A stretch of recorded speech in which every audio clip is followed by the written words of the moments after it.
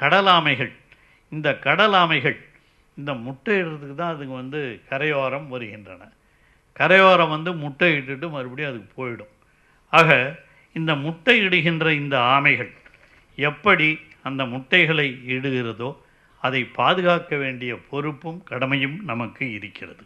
அதுதான் மிக முக்கியமான ஒன்று. ஆகவே இந்த 7 பிரிவுகள் இருந்தாலும் அந்த ஆமைகளெல்லாம் அக்டோபர் மாதம் முதல் மார்ச் வரை இவைகள் முட்டைகளை வைக்கின்றன. October to March. இப்போ இதெல்லாம் முட்டையிடுற டைம். இந்த டைம் ஜனவரி, அக்டோபர்லேருந்து மார்ச் வரல முட்டையிடுங்க. அந்த முட்டைகளை பாதுகாக்க வேண்டிய பொறுப்பு நம்மிடம் இருக்கிறது. அந்த முட்டையிட்டுட்டு போயிடுச்சுன்னா அந்த முட்டைகள்லாம் 40 அல்லது 50 நாட்களில் குஞ்சுகளாக அவைகள் குஞ்சு பொரிக்கும். குஞ்சு பொரிக்கிறதுங்கிறது நம்ம உடனே சொல்கிறோம். இப்போ கோழி அந்த காலத்தெல்லாம் வீட்டெல்லாம் நம்ம கோழி வளர்ப்போம். கோழி முட்டையிடும். கோழி முட்டையை கொண்டு போய் அவயம் வைப்போம்.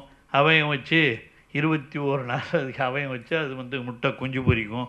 கோழி குஞ்சுகள்லாம் அப்படி தான் வரும். நம்ம ஊரில் அதுதான் கிராமங்களில் நம்ம பார்த்தது. இந்த ஆமைகள் என்பது கிட்டத்தட்ட அவைகள் கடற்கரையில் முட்டையிட்டுட்டு போயிடும். ஆக அந்த முட்டைகளை பாதுகாத்து சேகரிக்க வேண்டும். அது முக்கியமாக நம்முடைய பொறுப்பாக இருக்கிறது. முட்டைகளை முதல்ல பாதுகாத்தால் தான் ஆமைகளை பாதுகாப்பதற்கு சரியாக இருக்கும் என்ற அளவில்தான் நாம் இங்கே கடல் ஆமை பாதுகாப்பு மையங்கள் இதற்காக நிறுவி, அது சென்னையிலேயும் இங்கே நம்முடைய செயலர் சொன்னதைப் போல் இங்கே சென்னையிலே ஒன்று, நாகப்பட்டினத்தில் ஒன்று, கடற்கரை ஓரங்களில் இவைகளெல்லாம் உருவாக்கப்பட வேண்டும். பயிற்சி கொடுக்க வேண்டும்.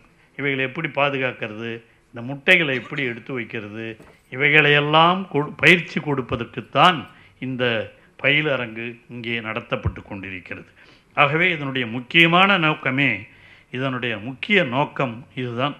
2023-24 ஆண்டில் 53 குஞ்சு பொரிப்பகங்கள் நிறுவப்பட்டு, பொரிப்பகங்கள் நம்ம ஆட்சி இப்போ வந்த பிறகு தான் தளபதி அவர்கள், நான் முதலே சொன்னோம் இல்லையா, முதலமைச்சர் அவர்கள் எல்லா வனவிலங்குகளையும் பாதுகாக்க வேண்டும், அவைகள் சிறப்பாக இருக்க வேண்டும் என்ற உணர்வோடு தான் இந்த வனவிலங்கு பாதுகாப்புத்துறை அதிகாரிகளையும் அவர் எல்லோருக்கும் இந்த இன்ஸ்ட்ரக்ஷன்ஸ் எல்லாம் கொடுத்து செயல்படுத்தி கொண்டிருக்கிறார். வனவிலங்குங்கிறது தினம் ஊருக்குள்ளே போகணும்னு நினைக்கிறது சில நேரங்களில் அதனுடைய இயற்கையாக நடந்து விடுகிற செயல்கள் தான். அவைகளையெல்லாம் தடுத்து நிறுத்துவதற்குத்தான் நம்முடைய வனவிலங்கு துறை இங்கே செயல்பட்டு கொண்டிருக்கிறது.